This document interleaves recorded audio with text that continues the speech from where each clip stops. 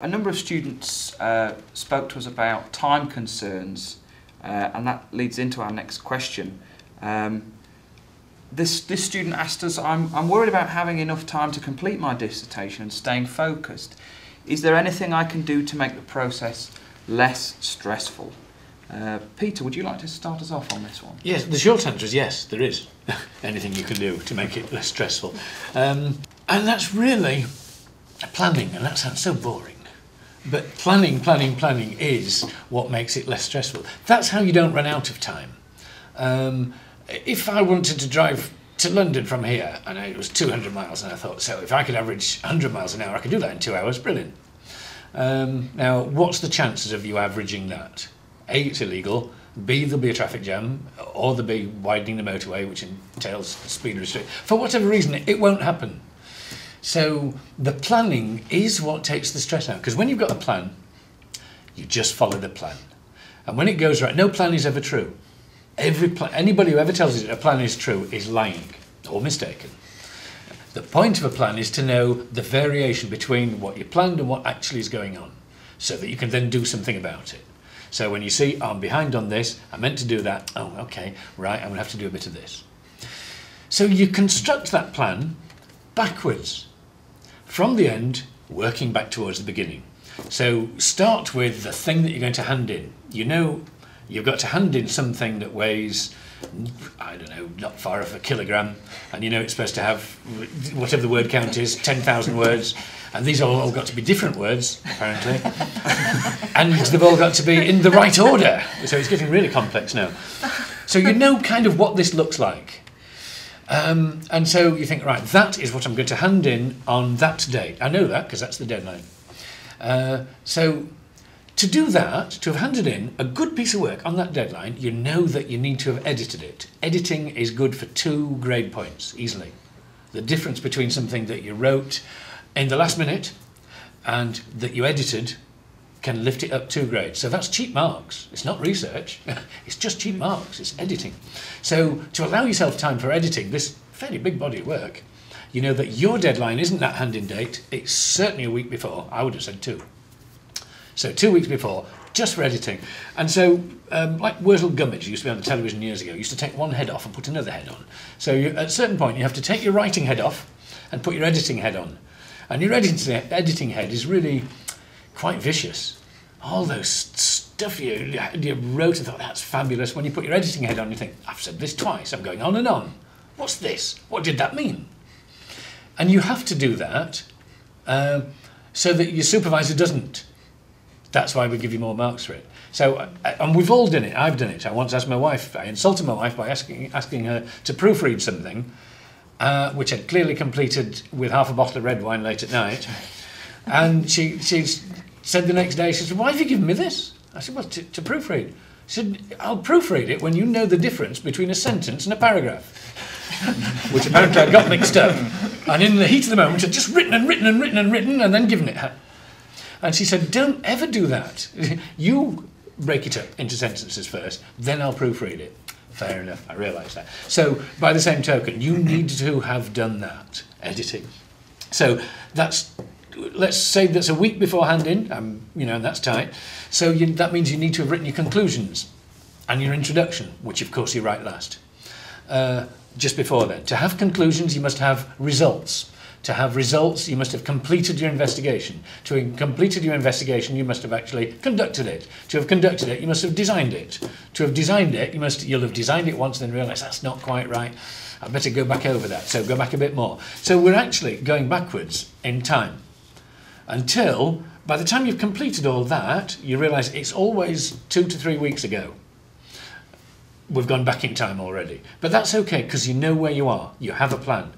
That's then taken all the problems of planning and motivation out of it. You just do that plan and adjust that plan when you realise it was unrealistic, or adjust your activity when you realise you're not keeping up with your plan.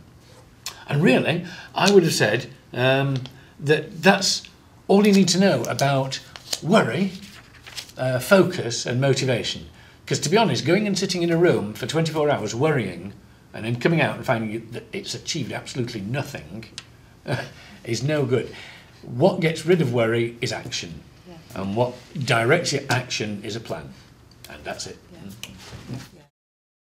We say this is an independent study, and you have your supervisor to help you, but it's when you need it. So if I've got a number of students doing their IS, each one of them will have a work plan, and it will differ depending on what they're doing. But the key point about this is I have a copy, they have a copy, and we start with the submission date, which is quite interesting. We actually start with the submission date and work backwards. So in order to meet your objectives, what would you need to have done to get to that submission date? And that is what this chart is showing. And each student keeps that and they work to that. There is assumption that none of these dates will go by without fulfilling that objective. If there is a problem, that is when you need to see your supervisor. If there is no problem, and some students probably see their supervisor say 3-4 times or whatever, because they're all different. But I would expect that each student would follow that, and I look at this and think, oh, Jenny is now at this point because we're in December and it says they are now collecting their data. So if you use this and you have a good communication with your supervisor, I think that the panic that tends to happen near the end can be minimized.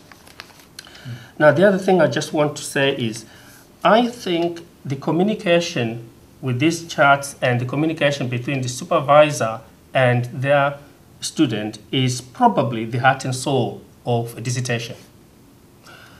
Why? Because there are some interesting dynamics that will facilitate the process, certainly for better. And that is, the IS is bound up with a number of things. One, the student may want to do things their way because it's the independent study, but at the same time, they want the guidance and the support. And they want this kind of autonomy and dependence. So it's creating all those dynamics in a way that suits the individual.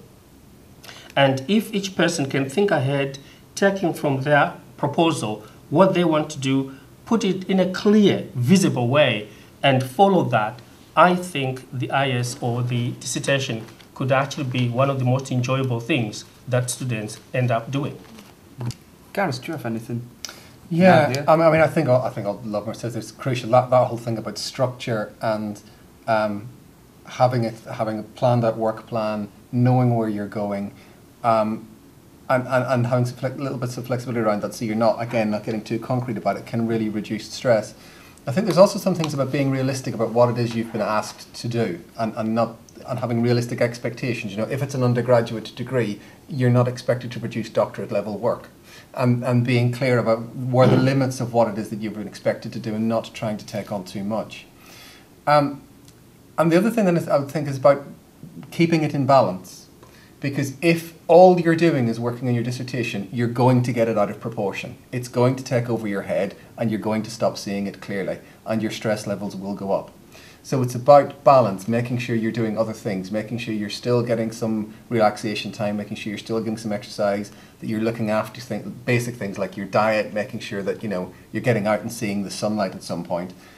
Getting away from it so that you can come back with a fresh perspective, because students who just work solidly do tend to start losing a little bit of perspective, and that will push stress levels up a little bit. And as I said, just trying to make sure that you feel that you have control over the process. And again, all the things we talked about earlier in terms of thinking about it clearly, starting early, remaining flexible for as long as you can, keeping in touch with your supervisor, and then congratulating yourself when you've done something well, rather than focusing on all the stuff you've still got to do. So when you get the literature review done, when you've got your methodology, when you've got your data in, congratulate yourself for having got that bit of the process done, because it's another step on the way. And don't keep focusing all the time on the whole thing, so that you're breaking it down in chunks. You know, as you say, you've got the work plan, right. You've planned that out. Don't worry about what you have to do at submission point. What do you have to do now? And break it into little workman-like chunks that you can then more easily absorb. Victoria. I would like to talk about time management a little bit. I prepare a list of things to do, and I go by the principle of one creative thing to 2 or 3 no-brainers. And the no-brainers are editing what I've got written so far, going through my bibliography, let's say looking up other sources, making sure all my references are in alphabetical order, that kind of cleanup stuff. Because if I hit a brick wall and I can't write anything and everything looks sort of the same in front of me, then I can do those tasks and still feel like I've accomplished something, which is very important. So you get into a stressful situation, especially if you're hitting that writer's block thing. You know, you don't want to feel like you haven't done anything. You want to feel like you're still moving along. But you do have to hold on to that time. If you've got a time set aside for your dissertation, you stick to the plan. It's for the dissertation only, even if you are just literally rereading what you have already written.